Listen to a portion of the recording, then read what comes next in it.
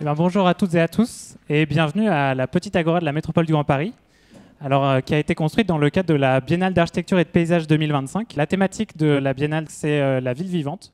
L'idée, c'était de dire que pour une ville vivante, il fallait justement que ce soit une ville dont on parle et donc de faire parler justement les différentes personnes dans la ville, c'est ce qui la rendait vivante, en échangeant des perspectives, d'où le fait de convier plein d'acteurs et d'actrices différents de la ville, que ce soit des élus, des étudiants, mais aussi des scolaires, aussi donc des artistes, des architectes bien sûr, des paysagistes, des chercheuses, chercheurs, pour discuter de cette ville vivante et de plein de manières différentes. Donc c'était intéressant de discuter avec des jeunes professionnels ce matin qui ont pas d'utopie, mais qui ont une façon de vouloir exercer leur métier qui correspond aussi aux enjeux qui sont les leurs, qui sont les nôtres, mais qu'eux vont vivre et vont subir dans 10 ans, dans 20 ans. Et je les trouve très en anticipation et c'était en ça que les échanges étaient extrêmement riches. Ce matin, les étudiants qui ont travaillé soit à Bagneux, soit à Nanterre ont présenté tous leurs projets. De ça, on a retenu à peu près 4 grands thèmes que je vais vous énoncer là. Le premier point, que ce soit à Bagneux ou à Nanterre, c'est, comme dirait Patrick Bouchin, l'effet structurant des infrastructures. Donc là, comment est-ce qu'on fait avec l'existant ? Et surtout, comment on fait avec l'existant qui est vraiment le plus structurel et parfois pas forcément le plus esthétique. Le deuxième thème, c'est celui du vivant, ce qui tombe plutôt bien vu le thème de la biennale. Et donc là, le vivant, c'était dans un sens très large. C'était déjà prendre en compte l'aspect des sols. La troisième, c'est une méthode qui a été présentée par l'un d'entre eux comme plutôt inductive. Donc rester longtemps sur le terrain, faire des entretiens avec les habitants, les usagers, les étudiants, les associations, etc. Et enfin, la dernière question, c'était la question des usages, donc qui rejoint un petit peu cette idée d'enquête. Les étudiants se sont beaucoup plus intéressés aux usages et à faire un effort de ne pas trop programmer justement les futurs lieux pour laisser vraiment les lieux vivre, avec cette idée quand même de créer des lieux de rencontre, de manifestation, de commun.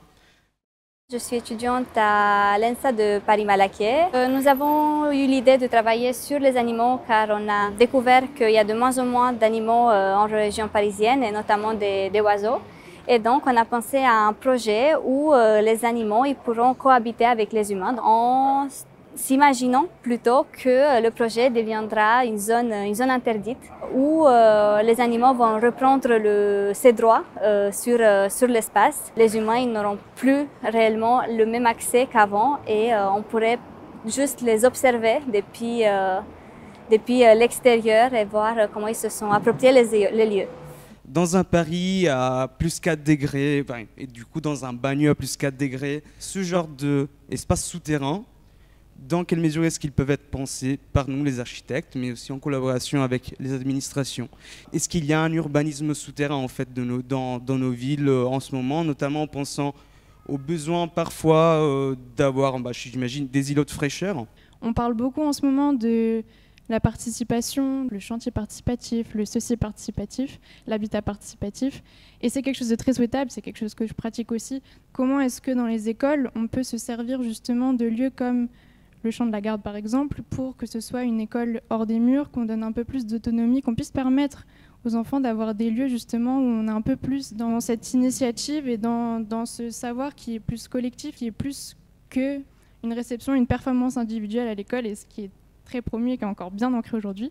Les enjeux se répondent. Après, selon que l'on soit élu, que l'on soit à la métropole, que l'on soit dans une ville, que l'on soit étudiant en architecture, on parle la même chose avec des outils différents. Mais en tout cas, on voit qu'il y a une volonté qui est partagée de faire la ville différemment, avec plus de nature, en protection des habitants par rapport au dérèglement climatique, qui laisse plus de part aux vivants. Après, la ville de demain, j'ai envie de l'imaginer collective. Par exemple, à Bagneux, on a à cœur d'associer les habitants de diverses manières jusqu'à les faire participer dans des jurys. Donc c'est arrivé que pour choisir des projets architecturaux, se mélangent des élus, des architectes, jeunes ou moins jeunes, des promoteurs, des aménageurs, mais aussi des habitants du quartier qui avaient voix délibérative au même titre que les autres. Et je peux vous dire que ça change. Voilà, je trouve que ça change le regard, ça change le contenu des discussions. Ça nous remet peut-être sur l'essentiel aussi, qui est de choisir les meilleurs projets pour les habitants qui vivront demain.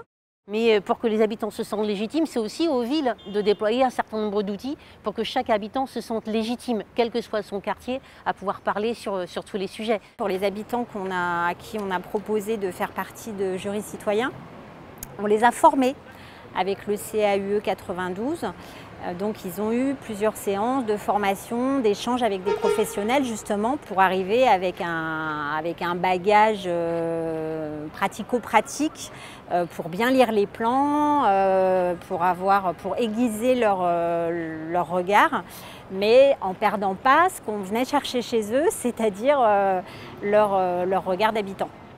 Donc on peut être architecte sans être maître d'œuvre et avoir son rôle dans la société, avoir son rôle dans la construction ou la non-construction des paysages, parce que je pense qu'un architecte peut faire en sorte aussi de ne pas construire. Je pense qu'aujourd'hui les jeunes architectes sont vraiment sur la question de la réparation, de la résilience, c'est-à-dire dans des situations aussi alarmantes que celles que nous vivons aujourd'hui, la question de la biodiversité, la question des changements climatiques. Il est important aujourd'hui de repenser la façon et la place de l'architecte. Donc il s'imagine dans une place très différente de la place classique. Au lieu de construire des immeubles, c'est vraiment réparer, transformer des bureaux en logements, prendre soin du vivant, prendre soin de la biodiversité et faire en sorte que l'architecture soit là pour vraiment chercher des solutions, travailler au plus proche des habitants, réparer, faire des choses qui peuvent aussi être expérimentales et éphémères et ne pas être dans une déferlante de bétonisation telle qu'on a pu la vivre lors des 50 dernières années.